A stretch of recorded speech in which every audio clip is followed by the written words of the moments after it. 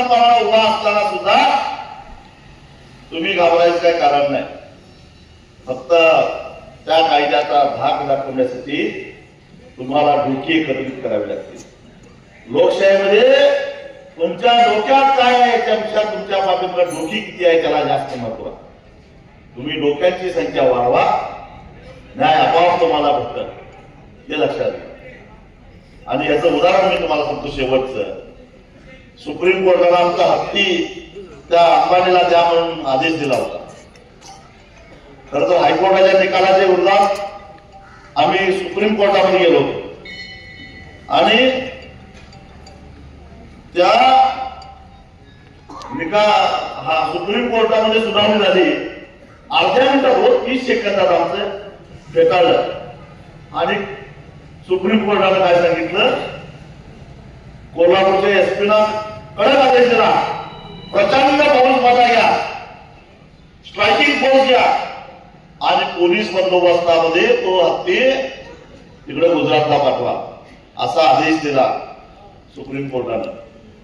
आम्ही म्हटलं ठीक आहे, त्या अंबानीला मस्ती आल्या म्हटलं आणि पैशाच्या भरावर कोर्टाला वापरतोय, सरकारला वापरतोय, पण जनतेला नाही वापरू शकत. जनता जनावर नाही म्हटलं. आम्ही काय केलं, आम्ही म्हटलं या अंबानीचा धंदा त्याचा उद्ध्वस्त करून टाकायचा आणि मग आम्ही याचा निषेध म्हणून जिओ कार्डाच्या विरोधात बहिष्काराची मोहीम सुरू केली. ज्याला ज्याला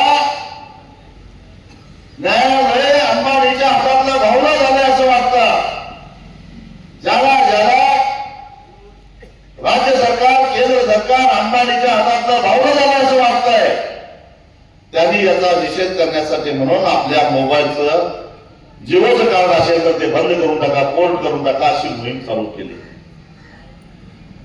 आणि अवघ्या 8 दिवसामध्ये 3 लाख लोकांनी कार्ड बंद केली. 8 दिवसामध्ये 3 लाख लोकांनी आपली कार्ड बंद केली. गावोगावी असे हे लागल्या, कॅम्प लागले कार्ड बंद करायला. त्याचा परिणाम झाला आणि मग आम्ही एक मोर्चा काढला. 45 किलोमीटरची लॉंग मार्च काढला. पहाटे 5 वाजल्यापासून संध्याकाळी 5 वाजेपर्यंत जवळपास 2.5 लाख लोक चालायला होते. ती संख्या बघितली, महाराष्ट्राचे मुख्यमंत्री खळबळून जागे झाले आणि त्यांनी तातडीची बैठक बोलवली आणि सांगितलं की आपण पुनर्विचार याचिका सुप्रीम कोर्टामध्ये करू. आणि सुप्रीम कोर्टाच्या कानात काय सांगितलं मला माहित नाही. जे कोर्ट अर्धा मिनिट सुद्धा आमचा ऐकायला तयार नव्हतं, तेच कोर्ट तेच न्यायाधीश 15 मिनिटं राज्य सरकारच्या वकिलाचं ऐकून घेतलं आणि हत्ती पळून द्या म्हणून सांगितलं. याला म्हणतात जनतेची ताकद, याला म्हणतात सुप्रीम कोर्टाला सुद्धा आपला निर्णय बदलायला लावण्या एवढी ताकद डोक्यामध्ये असते. फक्त त्या डोक्यांची संख्या जास्त असली पाहिजे. 4 टाळकी असून चालत नाही, हे लक्षात घ्या. आणि म्हणून ही टाळकी जेव्हा वाढतील, ही डोकी जेव्हा वाढतील, तेव्हा तुमच्या विरोधामध्ये अन्याय करण्याची हिंमत कुणामध्येच होणार नाही.